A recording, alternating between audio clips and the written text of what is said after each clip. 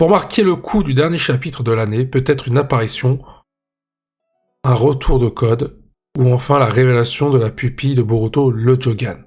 Alors, est-ce que Code va revenir dans Boruto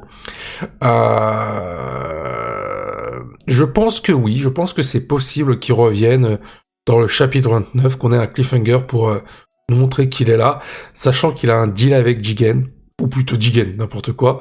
Il a un deal avec Jura. Est-ce que si Jura est dans une situation périlleuse, Code pourrait intervenir pour aider le Shinju et vaincre Boruto et ensuite arriver à son objectif, nourrir l'arbre divin, puis devenir un Ototoki.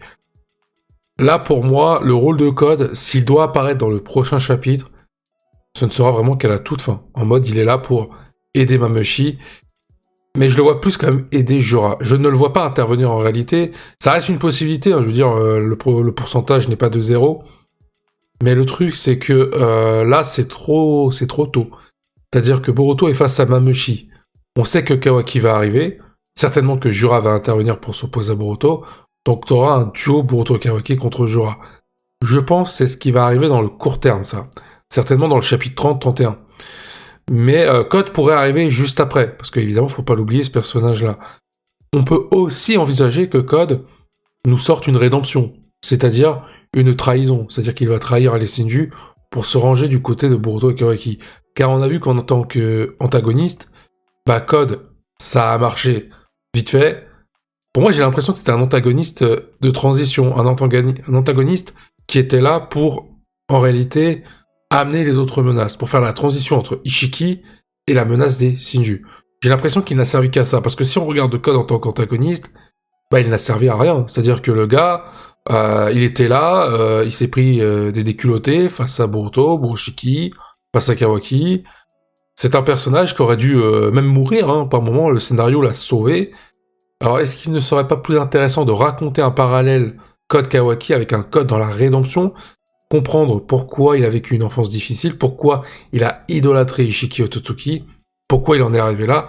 Je pense qu'il serait intéressant d'amener Code de ce côté-là. Et je me dis qu'un trio Code Boruto Kawaki, ça peut amener plein de choses. Déjà, en termes de combat, ça peut être full intéressant. On aurait Boruto qui lui est doté de Momoshiki, donc des capacités différentes de Kawaki qui lui a les capacités d'Ishiki mais sans Ishiki, et Code qui lui n'a jamais eu les capacités d'Ishiki, enfin Ishiki à l'intérieur, mais qui a le Kama blanc.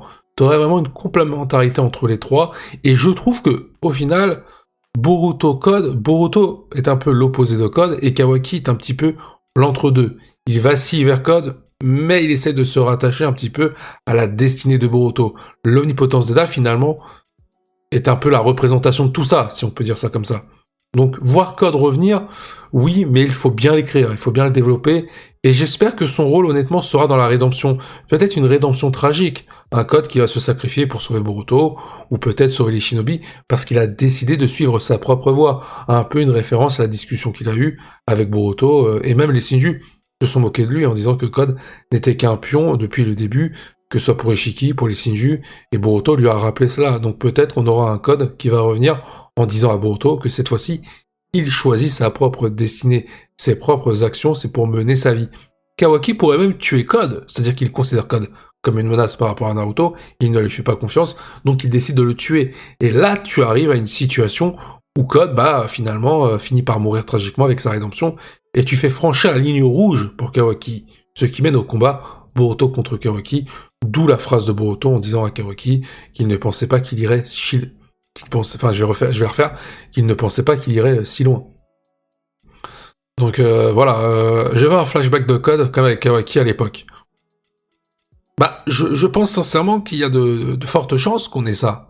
On ait un flashback pour nous raconter un petit peu l'enfance de Code. Et je pense que l'histoire est toute trouvée.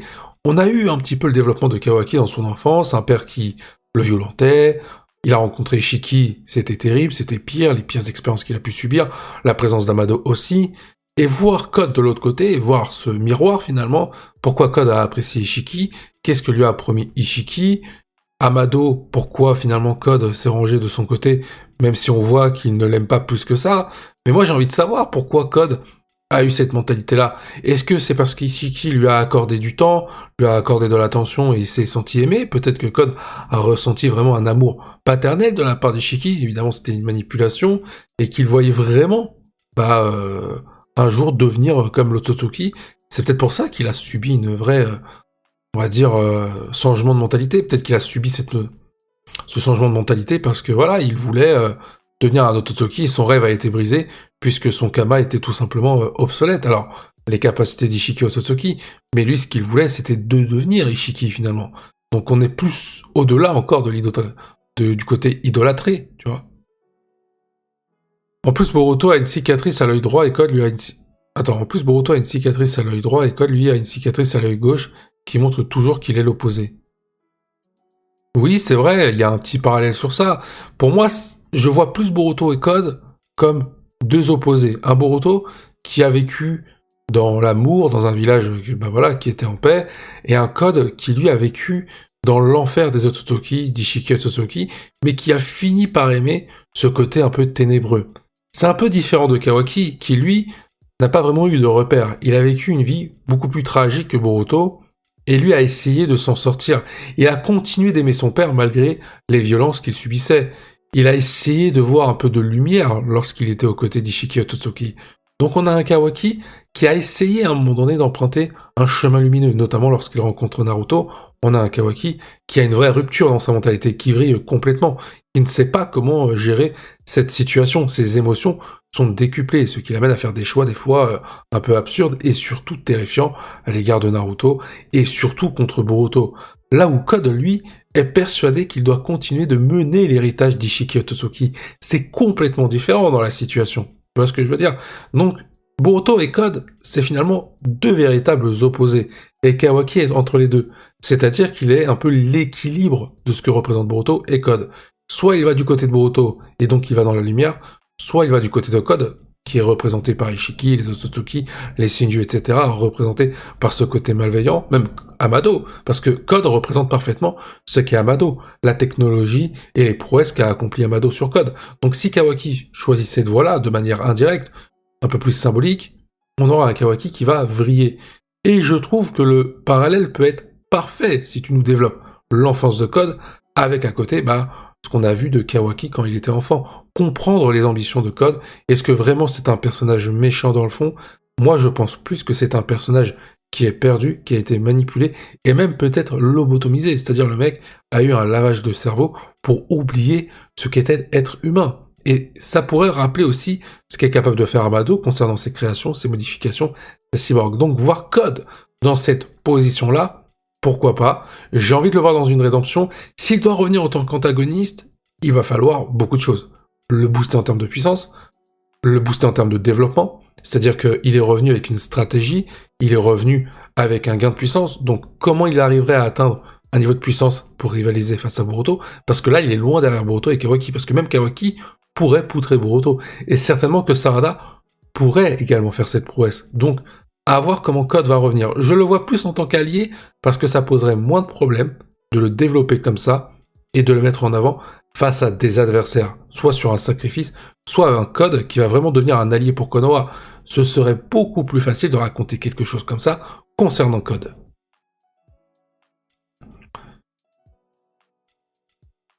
Si Code n'a pas de développement par rapport à son passé, aux Otsutsuki, le perso n'a plus rien à offrir. Si Code n'a pas de développement par rapport à son passé, il a un développement. Il faut juste le montrer. C'est-à-dire que il a un développement grâce à Kawaki. À partir du moment où tu nous as mis un développement miroir Code Kawaki, avec un Kawaki qui détestait le traitement qu'il subissait à cause d'Ishiki, à cause d'Amado, alors qu'à côté t'avais Code qui adorait ça, qui a idolâtré Ishiki Otsutsuki, et qui demandait de devenir le réceptacle d'Ishiki, malheureusement son rêve a été brisé, tu as un Kawaki à côté qui était l'exact opposé de ce que souhaitait Code. Donc, évidemment que Code, tu peux raconter quelque chose, et je pense que son évolution doit continuer par rapport à ce qu'il a vécu, avec notamment sa rencontre concernant Boruto, et le changement de mentalité avec Kawaki, parce que Code déteste Kawaki, parce que Kawaki n'a jamais vu la chance de détenir la puissance d'Ishiki, alors que Code, lui, la convoitait depuis le début. Le fait que Code ait pu discuter avec Boruto, un Boruto qui lui a fait prendre conscience peut-être que Code devait choisir sa propre vie, mener ses propres actions, et qu'il soit un petit peu moqué par les Shinju à cause du fait que ce soit un pion pour les autres, que ce soit un pion pour tout le monde, ça change beaucoup de choses. Tu vois ce que je veux dire pour Code. Donc, il aura un développement grâce à l'évolution de Kawaki. Après, peut-être qu'il va revenir et se faire tuer directement. Et là, ce serait vraiment bête. Je veux dire, s'il doit revenir direct, il reviendra soit pour deux hypothèses. Première hypothèse, il revient en antagoniste et il va profiter d'un moment où Boruto est fatigué, atteint, pour réaliser son plan. Soit s'en prendre à Boruto, soit peut-être faire éveiller Momoshiki pour qu'on ait Borushiki et donc mener la Zizani au sein du monde Shinobi et profiter de cette situation pour accomplir son plan, peut-être directement kidnappant Kawaki ou en tuant Boruto définitivement, mais ça voudrait dire qu'à un moment donné, Code va mourir. Soit la deuxième hypothèse, il va revenir, il va faire croire qu'il est du côté des Shinju, et au dernier moment, il va sauver Boruto. Peut-être que c'est ça qui va mener à un nouveau changement concernant les visions du futur de Kashin Koji. Un Code qui aura un rôle plus qu'important pour sauver la vie de Boruto. Parce que là, Boruto, dans tous les cas, il est condamné à mourir. Le futur n'a pas changé par rapport à ça. Donc le rôle de Code pourrait être, on va dire, le déclencheur qui mènerait à la survie de Boruto. Je sais pas qu'est-ce que vous pensez de ça. Si Code revient juste pour mourir bêtement, ça n'aurait aucun intérêt dans l'histoire. Malheureusement, j'ai peur que ça arrive, hein. Ça c'est la première hypothèse. Si Code revient, je veux pas qu'il ait une mort bête, en mode il revient, il tente de jouer l'opportuniste, et en un chapitre il est mort. Ce serait vraiment bête parce que ça voudrait dire que le personnage, tu ne savais pas quoi en faire. Mais je pense que s'il a survécu, c'est que Kishimoto va en faire quelque chose de Code, tu vois. C'est qu'il va forcément l'utiliser pour qu'il y ait une évolution vis-à-vis de Boruto, vis-à-vis de Kawaki. Mais en termes de puissance, là, Code ne peut pas rivaliser. Boruto est beaucoup trop fort. On a vu que Boruto, sans le Kama, il a arraché la gueule de Code. Là, on a un Boruto avec le Kama désormais. Donc Code, il est à des années-lumière de Boruto. Kawaki a retrouvé son niveau de puissance, qui de base aurait dû être là depuis le début, mais qui a été bridé par Amado. Et en plus, il va avoir un boost, il l'a déjà eu, je crois, avec Amado. Donc ça veut dire que là, Kawaki peut battre Code. Et Sarada, certainement, elle peut vaincre Code. C'est-à-dire que Code est obligé d'avoir un niveau de puissance beaucoup plus évolué, mais comment ça va arriver? Est-ce que c'est grâce à Amado? Il va kidnapper Amado, et donc Amado va booster Code? Est-ce que Code va trouver quelque chose en lien avec les Otsutsuki pour revenir booster? Est-ce que Code va se transformer en Otsutsuki d'une manière différente et donc être un antagoniste redoutable? Je ne vois pas comment tu peux écrire quelque chose d'intéressant dans le côté méchant pour Code actuellement. Comment tu peux continuer son évolution comme ça? Pour moi, la rédemption grise, j'ai envie de dire, parce que évidemment, faut pas exclure tout ce qu'a fait le personnage avant, mais un personnage qui pourrait évoluer vers le côté lumineux et peut-être mourir des mains de Kawaki, ce serait beaucoup plus intéressant à raconter, et même tragique, parce que là tu dirais c'est dommage pour Code. Il avait enfin trouvé sa propre voie, mais Kawaki a mis un terme à ses ambitions. Honnêtement, qui va pleurer la mort de Code? En vrai, tu vas pas forcément pleurer la mort de Code, mais tu peux être attristé par son sort, par son développement. C'est-à-dire que, encore une fois, c'est un personnage qui a été vu comme un méchant, qui a tué des personnes pour atteindre son objectif. Finalement, il n'a pas tué tant de personnes que ça. Si tu regardes bien, Code, il a tué même personne. Il a peut-être tué, Bug, mais Bug, en réalité, est-ce qu'il était utile? Est-ce que c'était un gentil? C'est un personnage, tu vois, qui est quand même différent. Donc Code n'est pas vraiment un assassin, c'est un personnage qui a été manipulé avec un objectif, devenir Ishiki Totsuki. Objectif qui n'a finalement pas pu se résoudre. Donc, tu as un personnage qui peut mourir, et on peut être attristé par ça. Il peut avoir une mort qui rend triste les gens. C'est-à-dire que tu te dis, ça y est, il était prêt à être du côté de Boruto, mais il n'aura pas cette occasion. Et cette mort peut être symbolique, parce que tu peux marquer un tournant concernant le développement de Kawaki. Un Kawaki qui a complètement vrillé.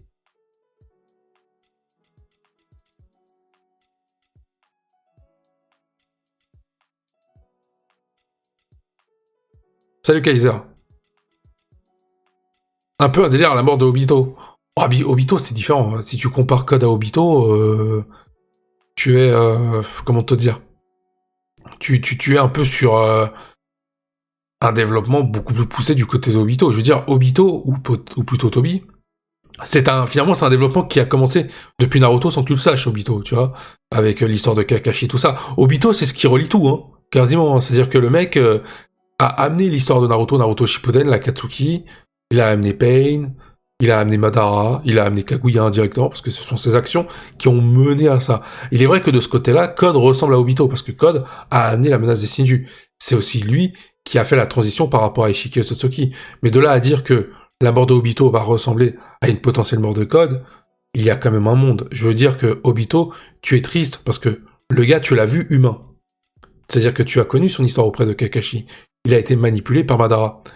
Code, tu as vu qu'il a été manipulé par Ishiki, par Amado aussi. Mais tu n'as pas vu ce côté enfant. Est-ce que, avant de rencontrer Ishiki, est-ce que Code était un pur humain? C'est-à-dire que il vivait sa vie d'enfant triste, peut-être qu'il a été rejeté par tout le monde, et qu'on comprendra plus tard pourquoi il était comme ça, Code. Pourquoi il était fan d'Ishiki Otsutsuki. Là, tu peux te rapprocher d'un développement d'Obito. Mais de là à dire que sa mort potentielle ressemblera, en termes d'émotion, à la mort d'Obito, non, bien sûr que non. Obito, il a beaucoup trop de développement par rapport à Code. Code, non, Code, ça n'arrivera pas. Pas de ce niveau-là. Je pense que tu peux rendre la mort de Code triste, de manière temporaire, en mode c'est terrible, il se fait tuer par Kawaki. En fait, la mort de Code, je pense qu'elle peut profiter beaucoup plus à Kawaki qu'à Code lui-même en termes de développement. Pour moi, le développement de Code, c'est uniquement un développement de transition. Tu peux embellir sa fin de personnage par sa mort pour justement amener une vraie évolution concernant d'autres personnages, notamment Kawaki, et même Boruto qui s'opposera à Kawaki. Je vois que Code dans ce rôle-là, personnellement. Non, mais en mode, Obito, après avoir été en rédemption, il est mort. Non, mais en mode Obito, après avoir été en rédemption, il est mort. Oui, mais Obito, si tu préfères, tu sentais qu'il allait avoir sa rédemption. Tu le sentais, clairement. Tu le sentais arriver. C'était écrit. À un moment donné, il serait du côté de Kakashi, Boruto, Minato, Naruto, je veux dire, Minato, parce que t'avais tout qui était réuni pour qu'il bascule du côté bon. Au final, Obito, c'est devenu un personnage vraiment gris sur la fin. Tu vois, parce que dans ses ambitions, ce qu'il voulait, c'était un monde de paix, un monde réécrit, un petit peu. Un peu comme Madara, finalement. Bah, Obito, dans ce qu'il voulait, c'était pas déconnant. Il voulait un monde de paix, faire arrêter toutes les guerres. Mais dans ses actions, dans la manipulation de Madara aussi, il a complètement vrillé. Là, Code, il a un objectif beaucoup plus sombre, de base. Il voulait devenir Ishiki, c'est-à-dire bouffer des planètes, absorber l'énergie, et devenir lui-même un Otsutsuki. C'est-à-dire un Code qui était prêt à tuer des êtres vivants. Ce n'était pas vraiment le cas d'Obito. Il tuait des gens, il faisait des sacrifices, Obito, par nécessité par rapport à son plan, qui a un bon fond finalement. Mais on a vu que par la suite, ça a été beaucoup plus compliqué concernant le personnage. Mais je vois ce que tu veux dire. Je vois clairement le rapport. Je pense que oui, Code peut avoir une rédemption au dernier moment, un peu comme Obito. Mais pour cela, pour que ça marche bien, il faut comprendre pourquoi Code est devenu comme ça. Et il faut nous raconter donc son passé beaucoup plus en détail. Et pas seulement son passé pour le comparer à celui de Kawaki. Il faut nous expliquer pourquoi Code, il est devenu comme ça. Quel était son avant de rencontrer Ishiki. SNK mérite sa place dans le Big Three. Pour moi, Dragon Ball restera dans le top 3 pendant très longtemps, voire à vie. Parce que Dragon Ball, ça a été, si tu préfères, quand même le manga qui a amené de nouveautés, en fait, des nouveautés. Merci Goriek pour le follow. Mais après, dans le 2... Moi, Naruto, pour moi, sera dans le top 3. Et en troisième position, j'aurais bien mis One Piece, je connais pas plus que ça. One Piece, je le mettrais pour sa longévité, en réalité. Mais SNK, je pense qu'il a appartenu au top 3. Mais pas plus que ça. Je pense qu'il sera amené à sortir du top 3, tu vois. Il est top 5 pour moi. Top 3, ça se discute. Pour moi, je mettrais One Piece parce qu'une telle longévité, où tu amènes plus de fans, c'est quelque chose. Moi, j'aimerais voir Kashin Koji combattre contre les Shinju, car depuis tout le Vortex, on n'a pas eu un seul combat avec ce perso alors qu'il est quand même chaud. Je pense pas qu'il interviendra face au Shinju. Après, à voir. Hein. Moi, ce que je me dis sur Kashin Koji, c'est où tu veux venir, où tu veux en venir avec ce personnage. Pour moi, si on n'a pas de flashback de Code, le perso est une déception. Je pense qu'on en aura. Est-ce qu'on en aura dans le manga ? Je sais pas, c'est une bonne question. Est-ce qu'on aura vraiment des flashbacks dans le manga de Code ? Je pense qu'on peut en avoir un ou deux, mais ce sera mis en parallèle de l'évolution de Kawaki. Je pense qu'on en aura dans l'anime. Je pense que l'anime va développer beaucoup plus le personnage de Code, parce qu'il y aura certainement des moments filler, des moments complémentaires à ce que peut proposer le manga, pour nous raconter un peu ce qu'advient Code pendant que les Shinju sont en train d'attaquer Konoha. Parce qu'en soi, Code, il pourrait vraiment profiter de cette opportunité, pendant que Boruto est occupé face à Mamushi, Jura, Kawaki aussi, il pourrait en profiter, Code, pour s'en prendre à Boruto et Kawaki, et aider Jura. Donc, le personnage peut aussi évoluer de ce côté-là. T'as plein de possibilités avec Code. Mais il est vrai qu'on veut en savoir beaucoup plus sur son passé, son développement, et ce qu'il advient. Parce que là, on est vraiment que sur de la transition avec Code. On en veut beaucoup plus. Sinon, en termes de développement pur, ce sera une véritable déception. Le mec était représenté pendant un moment comme l'héritier d'Ishiki et Totsuki. On a même eu une scène entre les deux, avec un Ishiki qui plaçait tous ses espoirs envers Code. Finalement, il n'en est rien. Code, il n'a été que là pour de la transition. Dans l'anime, il y a de grandes chances qu'on ait un flashback de Code. Ah oui, oui, clairement, on aura un flashback de Code. Je pense qu'on en aura un minimum pour le manga, et dans l'anime, on en aura plusieurs. Est-ce qu'on n'aurait pas, dans l'anime, et là ça peut être très intéressant, un épisode entièrement centré sur Code pour nous raconter son passé, quand il était à Kara, pourquoi il a commencé à idolâtrer Ishiki, qu'a fait Ishiki, qu'est-ce qu'il lui a promis, et ensuite nous raconter un petit peu le moment présent. Est-ce que Code est tiraillé par rapport à ce qui se passe, par rapport à la discussion avec Boruto, par rapport au fait qu'il est moqué par tout le monde. Peut-être un Code où tu vas avoir une part d'ombre face à une part de lumière en lui qui va s'affronter, donc voir un Code évoluer. Et là, tu peux amener ce côté où t'as envie de voir ce personnage réussir du côté des alliés, des protagonistes, et ça peut être intéressant de suivre justement ce développement-là. Mais si tu n'amènes pas tous ces détails, malheureusement, Code va vite tomber un peu en personnage lambda. Il faut beaucoup de développement. Ah oui, il faut beaucoup de développement pour Code, bien sûr. Bien sûr qu'il en faut beaucoup. Très clairement. Très clairement. De quoi on parle d'autre, là? De quoi voulez-vous parler? Est-ce que vous voulez parler d'autre chose? D'ailleurs, n'hésitez pas, je sais pas si Kaiser est toujours là, mais n'hésitez pas de follow. N'hésitez pas de follow et pas besoin de faire de dons sur la chaîne, je précise. Je pense que Mamushi et Jura, face à face, il se mettra en colère et détruira Konoha. En fait, alors là, Goriel, je veux bien lire ton commentaire, mais t'as oublié les 3/4 des mots. Alors jusqu'à preuve du contraire, je suis pas mentaliste. Je ne peux pas savoir ce que tu voulais dire. Parce que là, je pense que Mamushi et Jura, face à face, donc là il y aura un face à face Mamushi et Jura, il se mettra en colère et détruira Konoha. Donc je pense que Jura sera en colère et va détruire Konoha. En fait, c'est après. C'est après qu'on bascule. Dans l'anime Boruto, j'en attends beaucoup aussi par rapport au flashback des 3 ans. Je pense que l'anime Boruto pourrait développer les flashbacks. Enfin, pourrait même développer une période des 3 ans. C'est-à-dire que on a eu un peu ça entre Naruto et Naruto Shippuden. L'anime a développé vite fait un court passage, enfin quelques épisodes quand même, sur ce qui se passait durant les 3 ans, là où Naruto était en train de s'entraîner avec Jiraiya. Je pense que l'anime pourrait aussi développer le moment où Boruto s'est entraîné avec Sasuke, a fait face à Code, mais aussi lorsqu'il a eu sa rencontre avec Kashin Koji. Je pense que l'anime va être beaucoup plus dans le détail que le manga. Mais attention, je pense aussi que le manga pourrait développer d'autres éléments concernant ce qui s'est passé durant les 3 ans entre Boruto et Boruto True Vortex. À voir ce que ça peut donner. En tout cas, sur l'anime, le retour est prévu pour 2026. Mi-2026, ça c'est les dernières informations. Et je pense vraiment que la suite de l'anime aura une saveur différente. C'est-à-dire que ils vont proposer moins d'épisodes filler, et les épisodes filler qui seront présents seront là juste pour compléter ce que le manga a survolé ou alors décrit. C'est-à-dire, par exemple, peut-être étendre des scènes de combat, faire des choses complémentaires, par exemple, expliquer où est Code, où est Boruto à ce moment-là, pendant que Konoha est en train de gérer une menace, que fait Kawaki.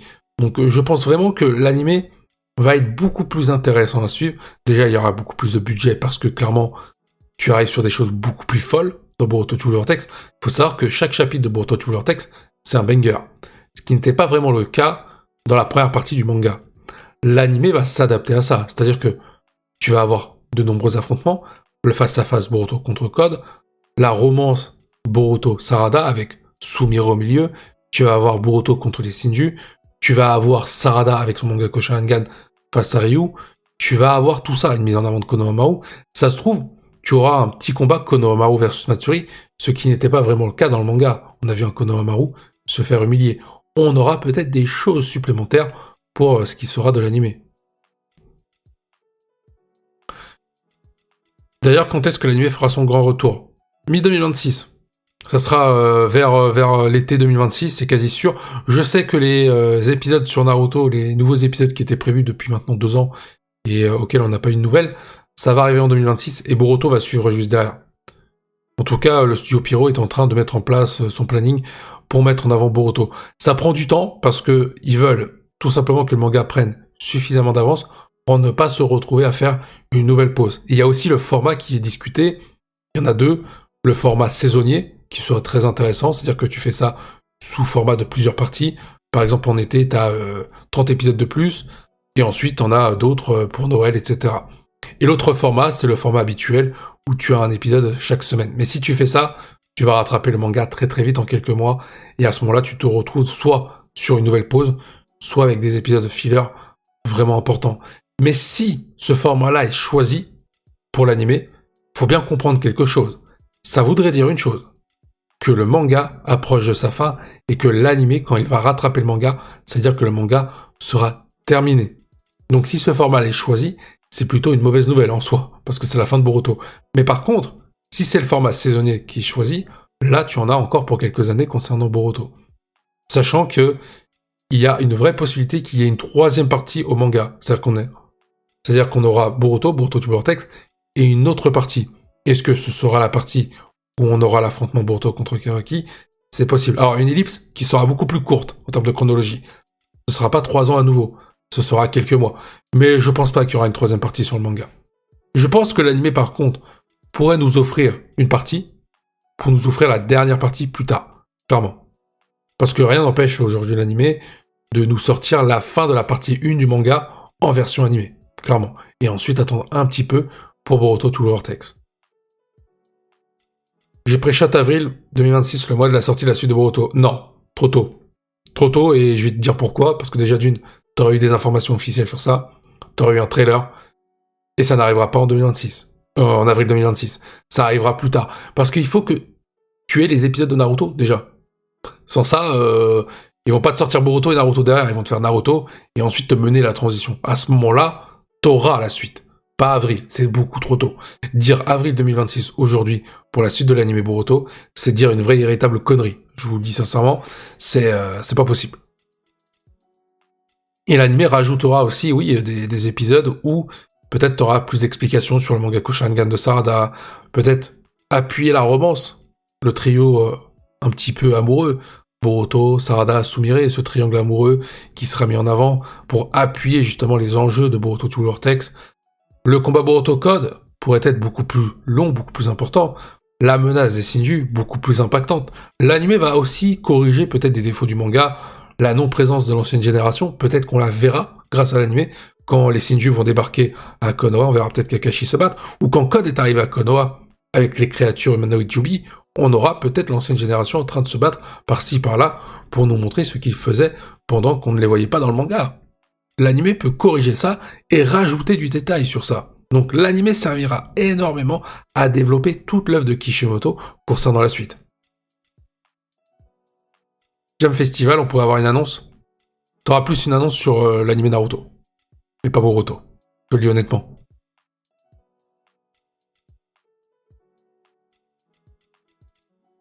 Les chapitres de Boruto sont trop bien, car chaque chapitre qu'on regarde, après il y a encore du mystère et c'est ce que j'aime. Oui. Bah de toute façon, les chapitres de Boruto, ils ont un objectif aujourd'hui, hein, c'est répondre à des questions pour te donner plus de questions. Hein. Et si le Jogan était l'éclipse entre le Mangishu... Quoi? Mais qui s'y dit, lui? Non mais regarde, Gorilla, s'il te plaît, fais un effort. J'ai bien qu'il fasse des fautes, mais s'il vous plaît. Je lis son commentaire, je le lis sans faute. Et si le Jogan était l'éclipse entre le Mangishu, Sharingan et l'Omnipotence? En plus, t'as bien écrit l'omnipotence, c'est peut-être le mot le plus difficile avec Mangekyou, allez. Euh, qui suce cette phrase? Qu'est-ce que ça veut dire? Déjà, en fait, le début de la phrase, je ne le comprends pas. Et si le Jogan était l'éclipse entre le Mangekyou Sharingan et l'omnipotence? En gros, tu dis que le Jogan serait le pouvoir qui permettrait de briser l'omnipotence? Non mais même, j'arrive pas à comprendre. Ici, le Jogan était l'éclipse entre le Mangekyou Sharingan et l'omnipotence. Non, bah non, même pas, c'est même pas le... Non, s'il vous plaît, non mais sans déconner. Comment tu veux que je comprenne un mot comme ça? C'est terrible. Là, le chapitre 29 promet du lourd. En plus, dernier chapitre de 2025, donc raison de plus pour envoyer du lourd. Après, ça veut rien dire. Honnêtement, tu m'aurais dit chapitre 30, vu que c'est le 30, nombre arrondi, je t'aurais dit ok, ça peut être sympa. Mais là, chapitre 29, est-ce qu'il va y avoir du lourd? À voir.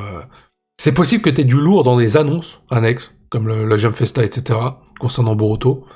Mais ça se trouve, le chapitre 29, oui, il y aura certainement le retour de Momoshiki, donc t'auras Boruto contre Mamoshi, peut-être un face-à-face Boruto-Jura, peut-être Momoshiki, pourquoi pas. Tu pourrais peut-être avoir en fin de chapitre le Jogan. Donc oui, tu peux avoir des trucs de ouf, tu vois. Mais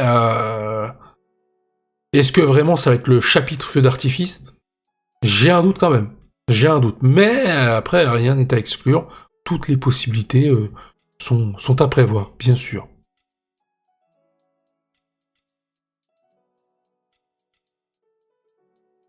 L'arc omnipotence adapté en anime va être incroyable. Oui, après il va être incroyable, mais il va être court aussi. Hein, parce qu'il n'a pas duré de temps que ça. Hein.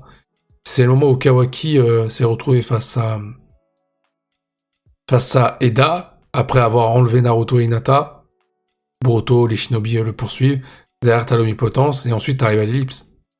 Donc il y a de fortes chances honnêtement que l'anime sorte d'abord cette partie-là. Enfin, termine la partie 1 du manga finalement. Et ensuite reparte en pause pour préparer Boruto to Vortex. Et là, t'as un petit trailer, peut-être que t'auras un petit teaser pour nous montrer quelques extraits de Boruto to Vortex. Pourquoi pas?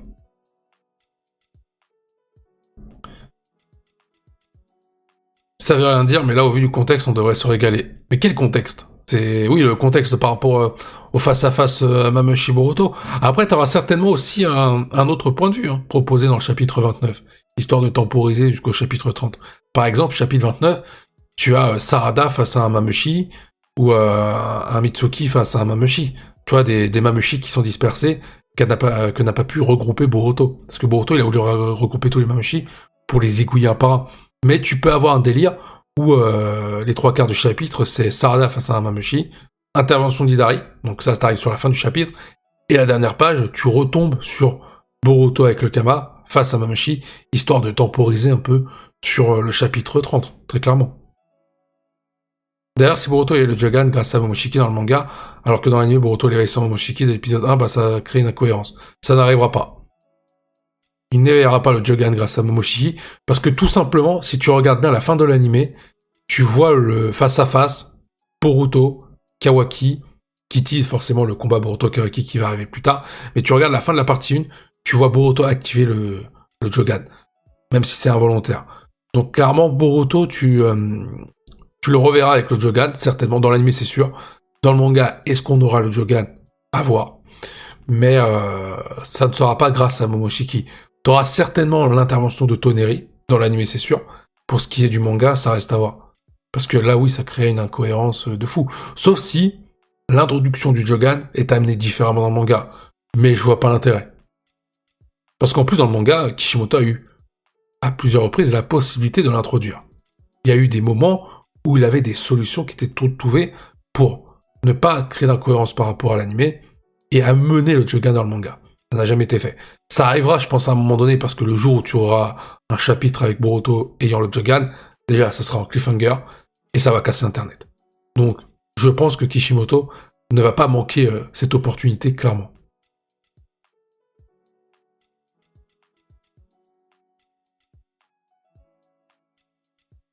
Et sinon, qu'est-ce que vous pensez un petit peu de ce qui va arriver dans le chapitre 29? Pourquoi, pour vous, c'est quoi vos théories? Quelles sont vos théories concernant le prochain chapitre. N'hésitez pas à proposer, hein. Je suis là pour ça. Est-ce que pour vous, dans le chapitre 29, on aura Momoshiki? Enfin, Momoshiki est déjà revenu, mais est-ce qu'on va le voir discuter avec Boruto? Est-ce que ça va être Momoshiki qui va prendre le contrôle de Boruto pour faire face à Mamushi? Est-ce que Boruto va perdre le contrôle et Kawaki va commencer à se dire bon, il va peut-être falloir tuer Boruto à un moment donné et Boruto pourrait commencer à vriller? Parce que si Kawaki arrive au même moment que Boruto affronte Mamushi, Momoshiki, et que Jura n'arrive pas, je pense que la menace Mamushi, ça va vite être réglé. Et je pense que par contre, on arrivera sur la menace Jura. Et donc là, duo Boruto-Kawaki contre Jura, et ensuite, le combat Boruto-Kawaki. Parce que peut-être que c'est les Shinju qui vont ravager Konoha. En tout cas, je ne vois pas Kawaki être à l'origine de la destruction de Konoha. Peut-être Amado, grâce à son plan, etc., son plan obscur. Mitsuki aura une mort dans le futur. Mitsuki pourrait mourir, ouais. Pour moi, c'est le personnage d'aujourd'hui où la déception est immense. Son développement, il est retardé, il est long à se mettre en place. T'as pas plus de choses que ça pour Mitsuki. Et c'est dommage. C'est clairement dommage. Donc, ouais, il pourrait mourir, tu vois, en se sacrifiant pour son soleil, peut-être face à Kawaki, qui marquerait le combat Boruto contre Kawaki. C'est-à-dire Kawaki a tué Mitsuki, il a franchi la ligne rouge, Boruto a vengé Mitsuki. Ça peut être un développement triste pour Mitsuki. Je pense que c'est ça qui peut le sauver. Sa mort. C'est terrible, mais voilà. Bah, Gorieg, t'as pas seulement mal orthographié Mangekyou Sharingan. Après, que tu le passes un mauvais orthographe sur Mangekyou Sharingan, c'est pas grave. Mais t'as oublié la moitié de ta phrase. Non, bon, je peux pas la deviner, hein. Je ne claque pas des doigts comme Mimimati, hein. Mais j'espère vraiment que Mitsuki, par contre, on aura du flashback, on aura du développement peut-être aux côtés d'Orochimaru pour nous expliquer son mode armée des serpents, comment il a été conçu, quelles sont les connaissances d'Orochimaru à l'égard de Mitsuki, parce qu'il y a plusieurs Mitsuki, tu as même Log, qui est le Mitsuki adulte, donc plus d'informations sur Mitsuki, ouais, ça me plairait bien plus, très clairement. Très clairement, très clairement. Parce que pour l'instant, honnêtement, en fait, le développement de Mitsuki au début de l'œuvre, quand tu regardes vraiment le tout début du manga Boruto, tu te dis que c'est le développement le plus mystérieux après Boruto. C'est-à-dire que Sarada, à ce moment-là, elle n'est même pas dans l'équation. Aujourd'hui, t'as Sarada qui t'a mis une putain d'avance en termes de développement par rapport à Mitsuki. C'est-à-dire que Mitsuki, aujourd'hui, son développement, il est inexistant. Même le face-à-face Boruto-Mitsuki, à un moment donné, tu t'attendais à un petit truc sympa pour Mitsuki. Tu n'as rien eu. Quand Mitsuki a été face à Ryu, tu te dis, bon, c'est peut-être lui qui va tous les sauver. Il n'a rien fait, c'était Sarada qui les a sauvés. Moi, je pensais vraiment que Sarada allait avoir une vraie évolution face à Hidari et pas face à Ryu. Mitsuki, si tu ne le mets pas en avant à ce moment-là, je ne vois pas quand est-ce que tu le mets en avant. Est-ce que ce sera face à Kawaki? Mais là, encore une fois, en termes de puissance, ça ne va pas suffire. Mitsuki devra être beaucoup plus rodé pour affronter Kawaki. Donc, je pense que ça peut se finir tragiquement pour lui. À moins qu'il soit boosté par Orochimaru, qui aurait approfondi ses connaissances. Et là, tu aurais des explications sur la création à l'origine de Mitsuki. Comment il a été créé, comment Orochimaru connaît tout ça. Peut-être que tu peux faire un lien, Mitsuki, un organisme créé à partir des cellules de Toneri pour expliquer ce qui s'est passé dans le film The Last du point de vue d'Orochimaru. Et là, tu mènes peu à peu à un développement qui se lierait à celui de Boruto par rapport au Jogan. Peut-être que Mitsuki aura ce rôle-là à un moment donné, et je pense que ça peut rendre son développement très intéressant. Théorie. On sait que pour obtenir le Susanoo, on doit éveiller le Mangekyou Sharingan. Mais une fois qu'on a obtenu le Susanoo, on n'a plus besoin du Mangekyou Sharingan. Exemple avec Madara et Itachi. Donc Hidari Shinju pourrait avoir conservé cette capacité. Mais en plus, boosté avec le chakra de Jubi, on aurait du genre un Black Susanoo, ce serait stylé. Alors je pense que oui, Hidari pourra utiliser le Susanoo par rapport aux compétences de Sasuke. Mais il faut bien comprendre un truc sur Madara et Itachi. Quand Madara et Itachi ont utilisé le Susanoo, ils étaient morts à ce moment-là. C'est-à-dire que leurs capacités de leur vivant ont été conservées lors de leur réincarnation. Pareil pour Madara, même si Madara a eu plusieurs transformations à la fin de Naruto Shippuden, c'est exactement le même principe. Mais ça rejoint finalement ce que je disais par rapport à Hidari qui aurait un Susanoo. Toi tu dis qu'il aura un Black Susanoo, un Susanoo différent de Sasuke. Alors je pense que ce sera le même Susanoo, et tu as raison sur le côté peut-être opposé, un peu plus dark, beaucoup plus sombre pour représenter ce qu'est Hidari, c'est-à-dire un Shinju avec l'énergie de Jubi. Et je pense qu'il aura le Susanoo parce que, tu as raison sur ça aussi, c'est que c'est les mêmes caractéristiques que Madara Itachi. C'est-à-dire que lui, Hidari, il a les compétences et les caractéristiques de Sasuke. Et Sasuke possède le Susanoo et toutes les caractéristiques en lien avec ça. Donc, voir Hidari utiliser le Susanoo, ce n'est clairement pas impossible, puisque c'est dans ses gènes, finalement. C'est ces gènes de Shinju liés à l'emprisonnement de Sasuke qui lui donnent ce pouvoir. Pourquoi pas? Mais je pense que oui, ça pourrait même être intéressant. C'est-à-dire que t'as Hidari qui sort un Susanoo, et derrière, ça pousse Sarada à se développer avec un Susanoo propre à elle. Là, ouais, tu peux mettre en avant Sarada définitivement avec une superbe puissance, un développement où elle prend ses responsabilités, elle glow up de tous les côtés. Là, ça peut être très intéressant. Maintenant, reste à savoir à quoi va ressembler le Susanoo de Sarada. Est-ce que ça va être un Susanoo basé sur l'amour, sur la paix, avec des compétences en lien avec ça? Ça peut être très intéressant parce que ça peut donner des compétences assez originales par rapport aux Uchiwa précédents.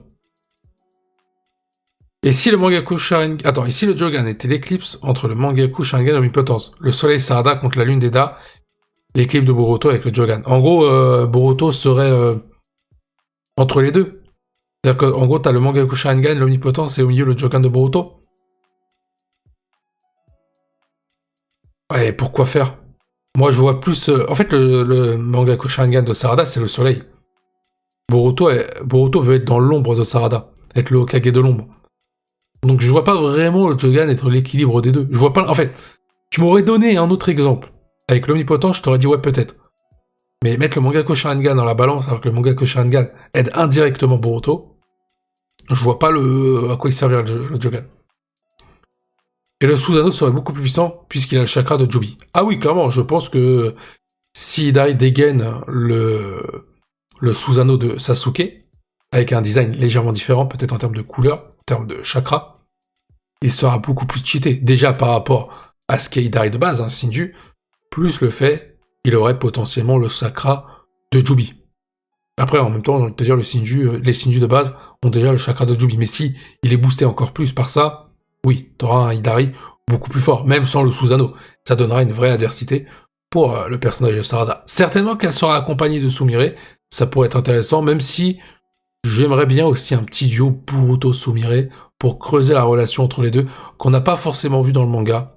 On a vu plus cette relation se développer dans l'anime. Donc, à voir.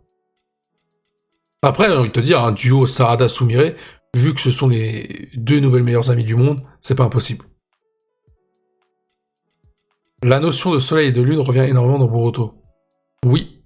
Bah, la lune par rapport à Toneri, soleil par rapport au Mangaku Sharingan de Sarada et la représentation de Boruto vis-à-vis de Mitsuki.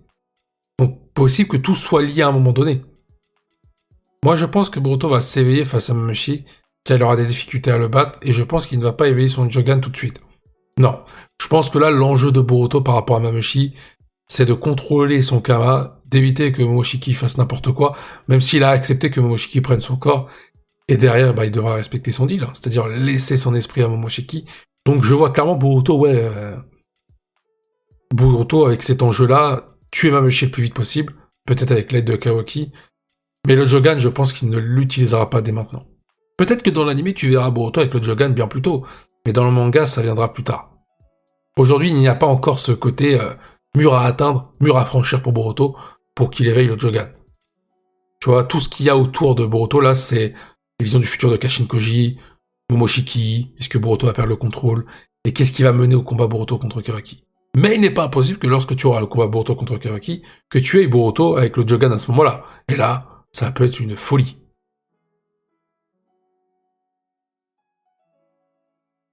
Le souci, c'est que dans l'anime Boruto, il y avait le Jogan dès son plus jeune âge dans les premiers épisodes. Il l'éveille pas vraiment. Il l'obtient il l'éveille en fait involontairement. C'est pas lui, tu vois. D'ailleurs, le pire, c'est que t'as un arc dans l'anime sur ça. C'est l'arc du nuée, c'est le préquel de l'arc, en fait, je crois, de mémoire, où Boruto demande à son grand-père, Hyuga, donc le père d'Hinata, de savoir ce qu'il a à l'œil, qu'il a ce pouvoir. Naruto ne le croit pas forcément. Et le grand-père dit en plus que non, Boruto a raison, il a vu quelque chose, il a ressenti quelque chose, et Boruto possède ce pouvoir. Et ensuite, t'as eu l'arc du nuée, ou je crois que c'est après, mais dans tous les cas, tu as ce passage-là, qui te montre le Jogan de Boruto, ses caractéristiques, à quoi il sert, et voilà, donc... il y a une importance concernant le Jogan pour ce qui est de l'anime. Et évidemment, ça reviendra, quoi qu'il arrive, dans le manga. Ça crée une trop grosse incohérence par rapport à l'anime. Non, pas forcément. Parce que pour l'instant, ça n'entache pas si tu préfères le développement du manga. Mais c'est vrai que l'absence du Jogan, ça posait question. Parce que l'histoire avec Sumire, par exemple, tout ce qu'il y a autour du nuée, sans le Jogan, tout le monde est mort. Alors que tout le monde est vivant dans le manga, tu vois. Sumire... En plus, les événements du nuée ont été mentionnés dans le manga. On a eu à un moment donné, quand Sumire est apparu pour la première fois dans le manga, ils ont expliqué comme quoi c'était la déléguée de classe de Boruto, qu'il y a eu des événements autour du nuée, etc. Ce qui veut dire que le Jogan a servi. Parce qu'on l'a vu dans l'anime. Sans le Jogan, Boruto ne peut pas se téléporter dans la dimension où il y a le nuée, il ne peut pas en sortir, il ne peut pas détecter les chakras qui sont malfaisants. Donc ouais, le Jogan a servi, a eu une importance. Peut-être la grosse incohérence, elle est là. Parce que malgré tout, tu dois justifier qu'est-ce qui s'est passé dans le manga sur ces événements qui ont été seulement mentionnés. Mais ces événements, tu les connais par rapport à l'anime, tu vois. Donc, l'histoire ne peut pas être réécrite de ce côté-là. Mais t'auras une explication. Je pense que le rapprochement Boruto-Sumire peut te donner le Jogan. Parce que t'as beaucoup de choses à développer concernant Sumire, et surtout, bah, si ce personnage-là doit être en couple avec Boruto, ou apporter une importance capitale via la technologie, via un futur duo peut-être face à un adversaire, un Boruto-Sumire contre Jura ou autre, ou un nouvel Ototoki, bah, il sera important de développer Sumire, et là où leur relation a commencé finalement, parce que le rapprochement Boruto-Sumire a eu lieu pendant l'arc du nuée, donc il faudra forcément à un moment donné évoquer le Jogan. S'il y a des flashbacks, forcément tu vas devoir nous montrer à un moment donné Boruto avec le Jogan. Tu ne pourras pas justifier ça sans Jogan, c'est évident. Et peut-être que c'est Sumire qui va être la clé de l'introduction du Jogan dans le manga, pour relier tout ce qui a été fait dans l'anime. Ce qui serait assez fou, c'est que le Jogan a été là depuis le début dans le manga, évidemment ça n'a pas été montré, et que Kishimoto arrive à nous faire comprendre que, en réalité, il est là depuis le début, mais on ne pouvait pas le voir. Un peu comme Naruto au début, qui ne croyait pas en son fils concernant le Jogan, mais le grand-père Hyuga a dit que, Boruto avait vraiment quelque chose. Et là, ce serait fou qu'à un moment donné, on ait une page où on voit Boruto avec le Jogan, et Sumire nous explique, enfin indirectement en parlant à Boruto, que depuis le début il a le Jogan, mais seulement quelques personnes peuvent le voir. Et désormais, nous, on peut le voir, parce que je sais pas, peut-être qu'on est éligible ou autre. Ça pourrait être fou, un truc comme ça. En vrai, ce serait tiré par les cheveux, ce serait scénaristiquement, pour nous introduire le Jogan, mais c'est peut-être la raison la plus crédible aujourd'hui pour que le Jogan soit dans le manga de manière la plus cohérente possible.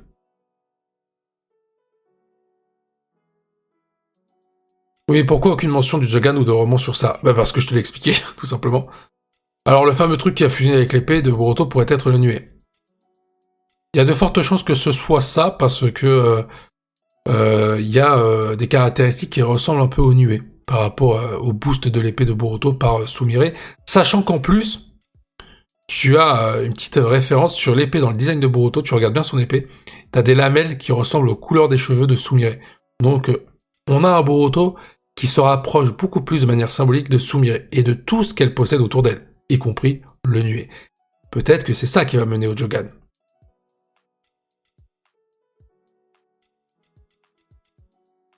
Est-ce que vous pensez que dans... Alors peut-être pas le chapitre... Ah, quoique aussi.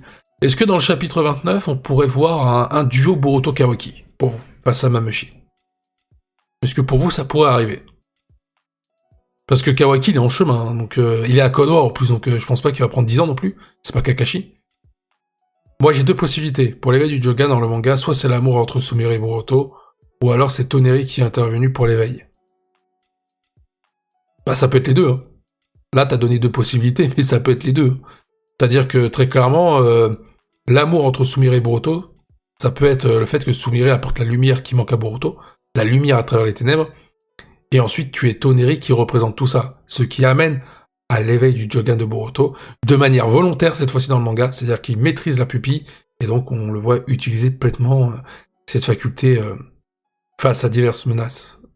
Sachant que si Boruto éveille le Jogan, peut-être que ça peut emmerder Momoshiki, hein. Donc à voir ce qui va se passer. Peut-être que c'est même Momoshiki qui va dire que il savait que Boruto avait ce potentiel-là depuis le début, et c'est pour ça qu'il voulait que ce soit Boruto qui possède le Kama, parce que Momoshiki voulait récupérer le Jokan. Tu peux avoir un arc centré sur ça, sur le pouvoir d'origine de Boruto, qui mène à Toneri, et qui expliquerait un peu plus la rencontre Momoshiki-Toneri, qui développerait en parallèle la relation Boruto-Sumire, et au milieu de tout ça, tu as Momoshiki qui essaie de récupérer le corps et le pouvoir de Boruto.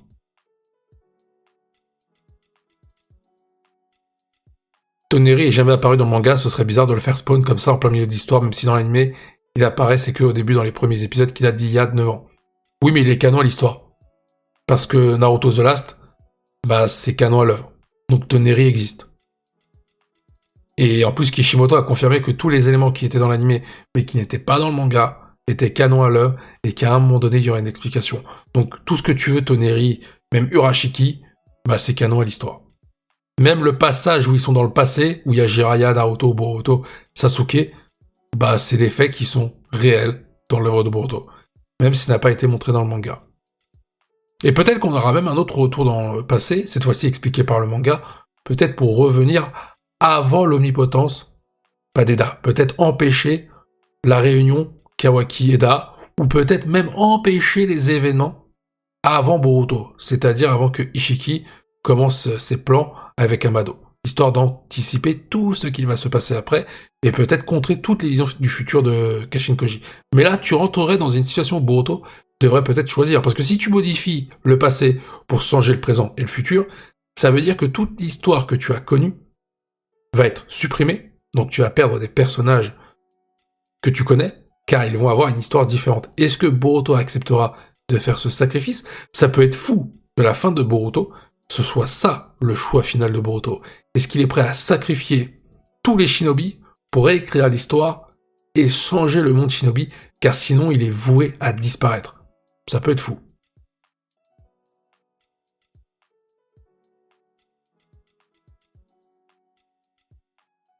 Après, c'est dans The Last, donc dans l'anime, il peut apparaître à tout moment. Il peut apparaître à tout moment, et de plusieurs manières. Sasuke, s'il est libéré, il peut parler de Toneri, parce que je pense que Naruto lui en a parlé.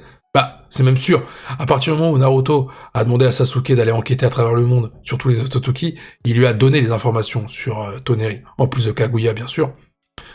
Naruto peut donner des informations une fois qu'il sera libéré. Kyuubi peut donner des informations à Imawari, qui peut donner des informations à Boruto, et mener Boruto à Toneri, et donc l'arrivée du Jokan, parce que Kyuubi, il est là, Kyuubi a la mémoire. Donc ça veut dire que lui peut en parler très clairement à Boruto. Tu peux avoir Momoshiki, parce que là, Momoshiki, il peut très bien faire allusion à une discussion ou une confrontation qu'il a eue avec Toneri. Et là, Boruto, ça pourrait faire tilt, en disant, attends, le gars dont tu parles, je l'ai vu dans mes rêves, dans mes cauchemars, par rapport à une pupille que j'ai éveillée autrefois, le Jogan. Tu vois, mais Momoshiki n'est pas au courant de ça. Ça serait fou quand même. Mais cette allusion pourrait amener à Boruto à l'arrivée du Jogan.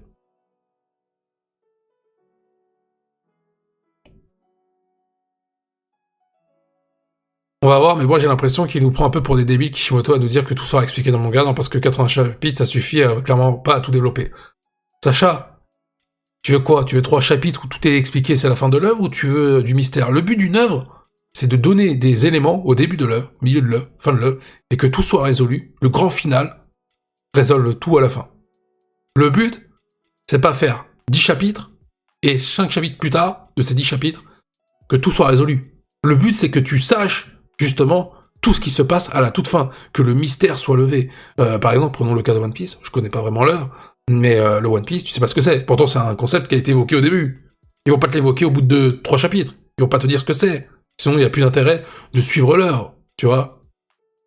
C'est pareil pour Boruto. T'as d'autres enjeux. C'est-à-dire que le Jogan, tu sais que dans l'anime, il est apparu, tu l'attends comme jamais dans le manga, tu sais que ça arrivera à un moment donné, puisque l'anime a encore teasé le Jogan à la fin de la partie 1.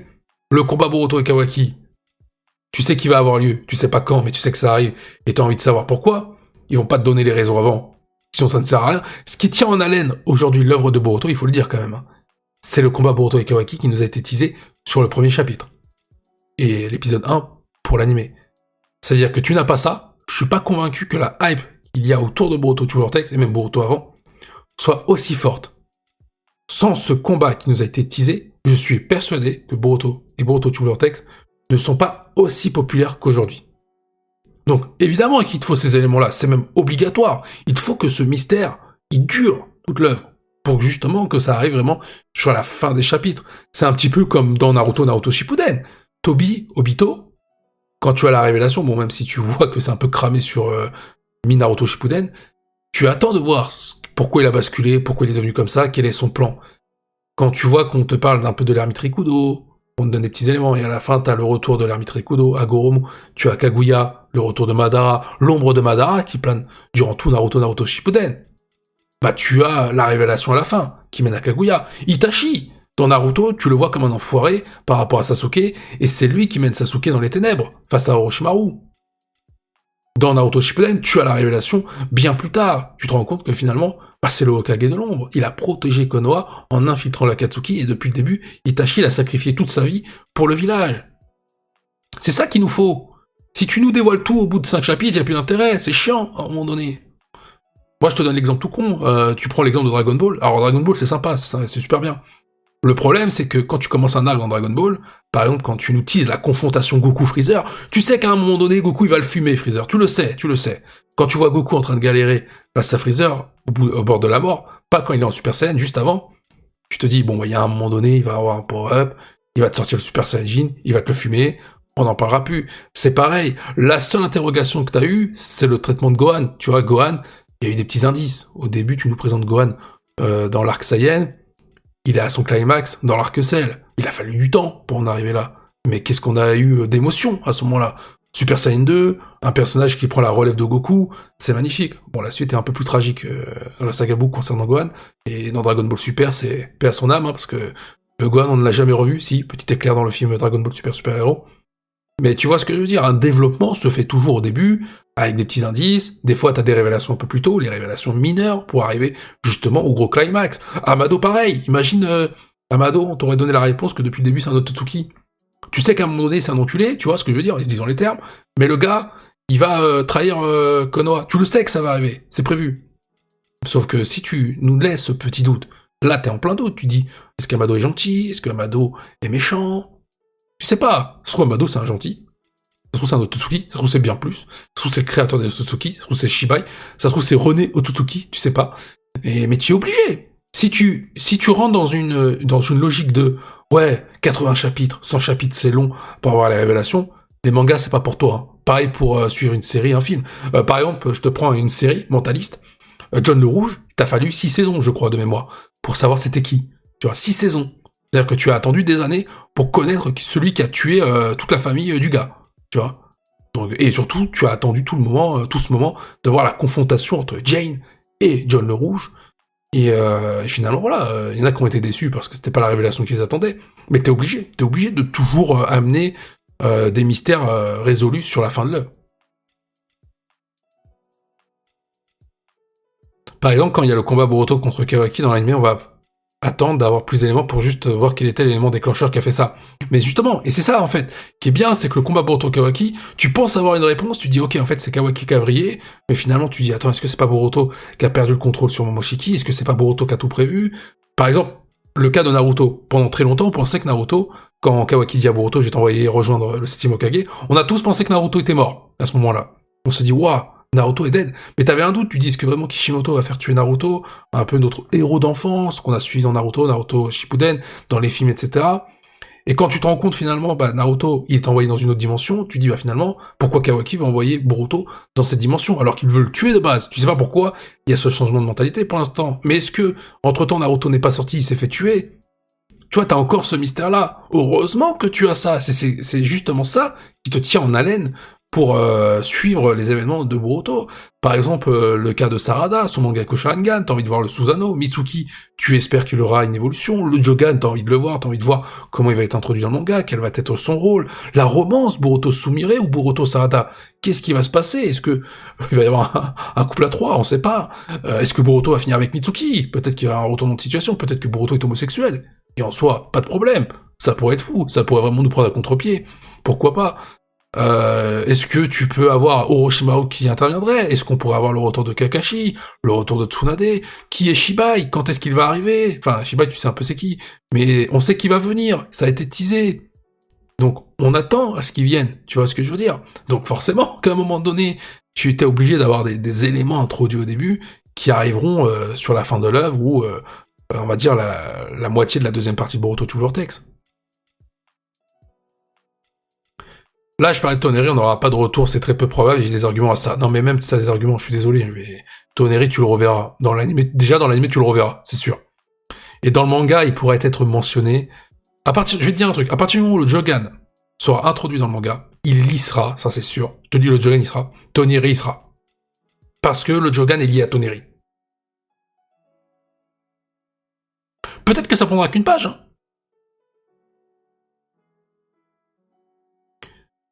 Mais dans l'anime, tu le reverras, Toneri. Je te dis, je te mets ma main coupée, qui reviendra. Parce que, encore une fois, la fin de l'anime, si vraiment il voulait abandonner le Jogan, il n'aurait pas montré ce face-à-face Boruto Kawaki avec un Boruto ayant le Jogan.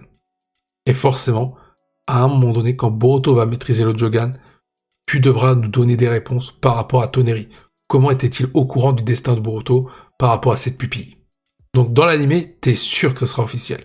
Pour ce qui est maintenant du Jogan dans le manga et Toneri, ça sera expliqué. Peut-être que le Jogan aura un design différent. T'es obligé, en fait, t'es clairement obligé, parce que comment tu expliques l'arc du Nuée sinon? En fait, Sumire ne serait plus de ce monde, Konoha ne serait plus de ce monde. On a tous vu les événements de l'arc du Nuée en animé. L'importance du Jogan, et indirectement, c'est lié, bien sûr, à Toneri. Sans ça, tu ne peux pas amener le développement de Sumire à ce moment-là dans le manga, tu ne peux pas amener Konoha à ce niveau-là, tu ne peux pas amener la survie des shinobi.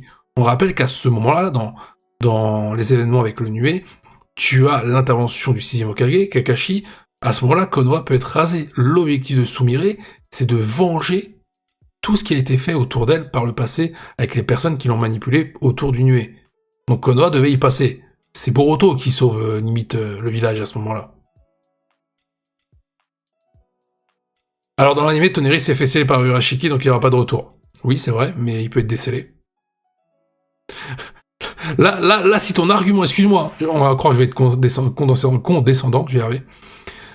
Si tu me sors l'argument de « Ouais, mais dans l'anime, Toneri est scellé, donc il n'y aura pas de retour. » D'accord.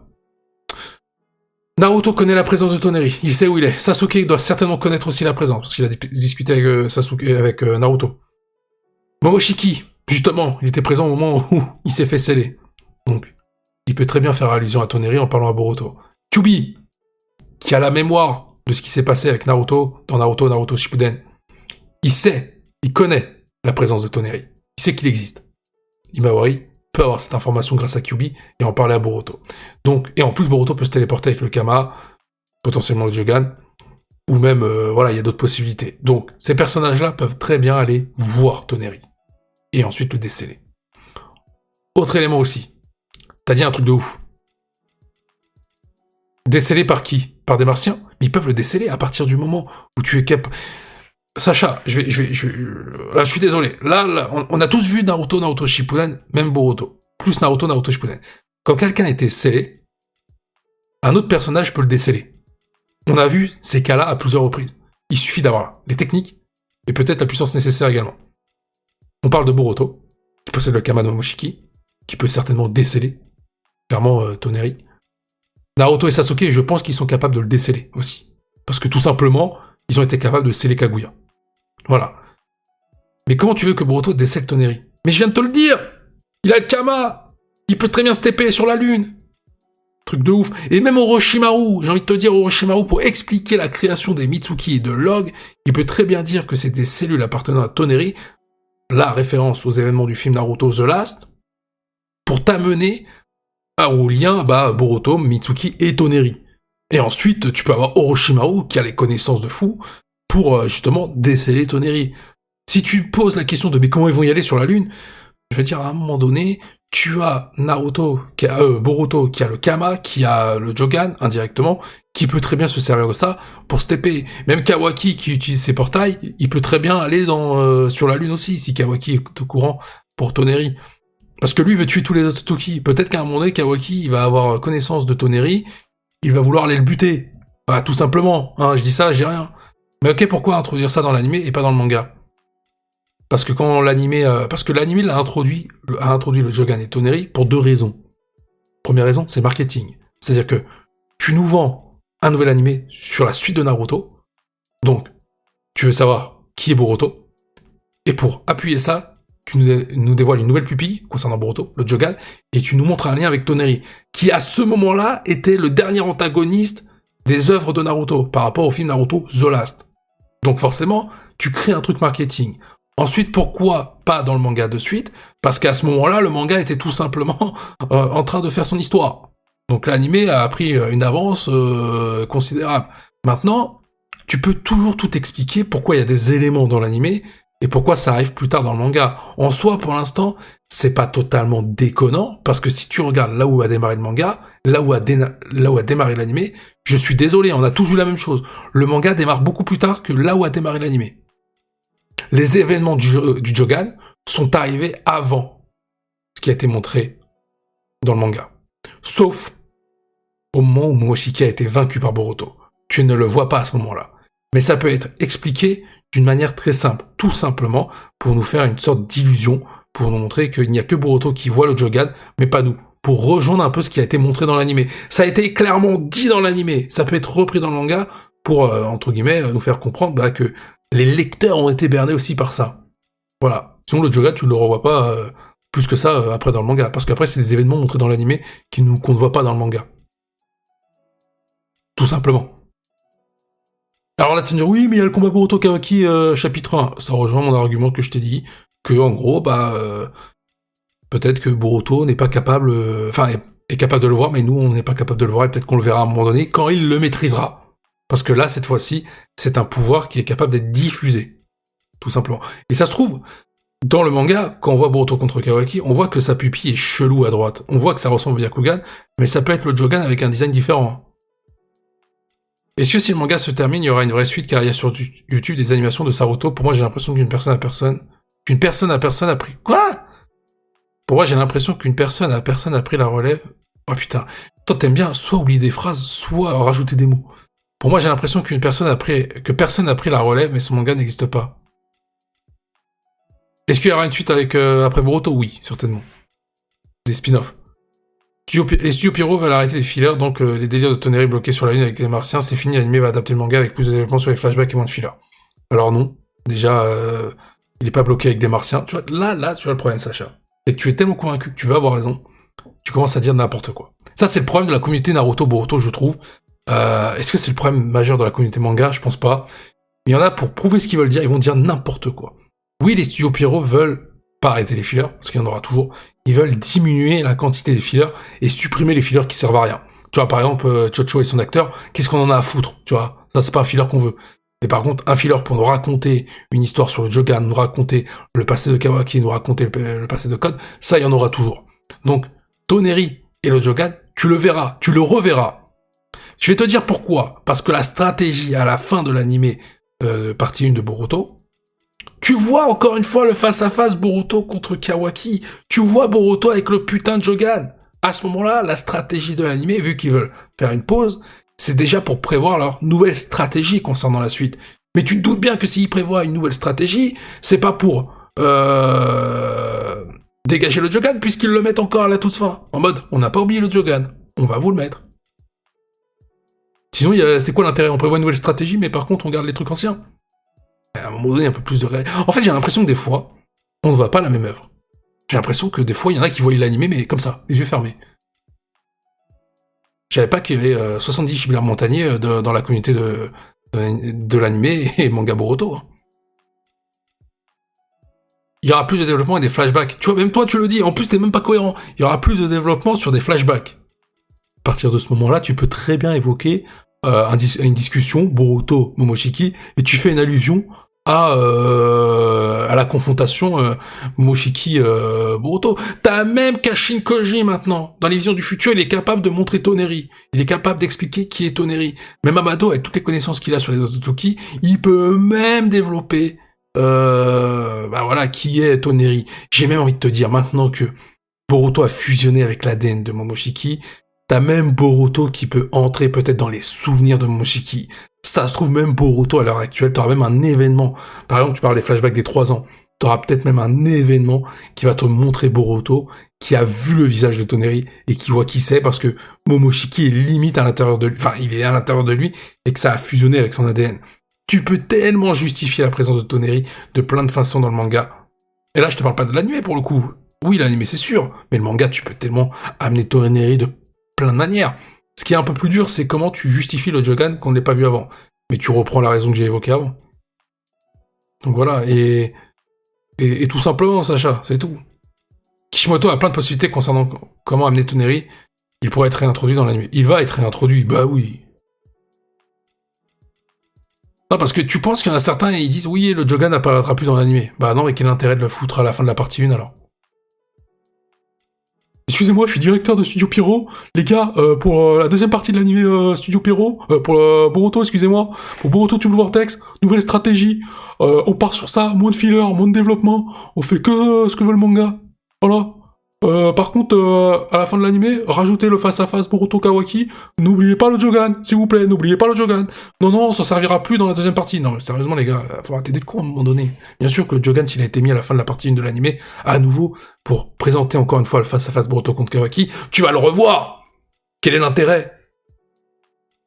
Faut être con de penser l'inverse, en fait. En fait, les gens, au moins, il y a eu le face-à-face, ils sont fermés les yeux. Fait non, non, non, je veux pas voir ça, non, non, c'est faux. Les gars, s'il vous plaît, s'il vous plaît, s'il vous plaît. Non, parce que justement, ça rapporte du mystère sur comment Jogan pourrait être réintroduit dans le manga. Peut-être que dans le manga, il n'y aura pas de Jogan, hein, je précise, hein. C'est pas une vérité absolue. Mais dans l'anime, tu le reverras, le Jogan. Ça a été montré encore une fois à la toute fin. C'est pas pour rien. T'imagines, t'as le gars, il dit, oui, non, les gars, on peut se faire, on se fait la deuxième partie de Boruto, vas-y, go. Non, le Jogan, non, on s'en bat les couilles. Ça peut rapporter combien? 100 000 euros? Oh non, pas de Jogan, non, pas envie. On l'a mis à la fin de la partie 1, il y a rien à foutre. Vas-y. Non mais, sérieusement. Sérieusement, bien sûr que si, les gars. Bien sûr que si, tu le reverras. Et si tu revois le Jogan, tu reverras Toneri, il faut l'expliquer à un moment donné. C'est comme si demain enfin, je sais pas, imagine, t'as un épisode qui t'explique qu'Orochimaru a récupéré des cellules de Toneri pour concevoir Mitsuki, et t'as pas plus de développement que ça. Comment ça? Bien sûr qu'il faut développer. J'ai rien contre toi, Sacha, tu vois, mais à un moment donné, il faut être réaliste. D'un point de vue stratégique, si tu revois le Jogan à plusieurs reprises dans l'anime et que tu le reteases sur la fin, limite la dernière scène de la partie 1, c'est qu'à un moment donné, tu vas l'utiliser.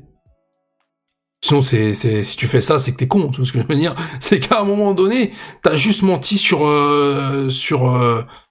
ton projet, sur ton travail. C'est montré à plusieurs reprises concernant le Jogan, au bout d'un moment, quand tu as des éléments qui te le prouvent, faut que tu l'introduises. Ben oui. Encore, tu m'aurais dit que c'est deux histoires parallèles. Peut-être que c'est ça. Hein. En gros, avec les visions de futur de Kashin Koji, peut-être que l'histoire a été modifiée, etc. Tu peux même justifier l'absence du Jogan indirectement dans le manga. En gros, l'anime, c'est une histoire A, et dans le manga, c'est l'histoire B. Tout simplement. Tout simplement. Mais voilà, oui, non, le Jogan, tu le reverras, c'est sûr. Bon, est-ce qu'on s'arrêterait pas ici, pour ce live? On a bien discuté, hein. 1h30 de live. Est-ce qu'il y a des choses autre chose à dire?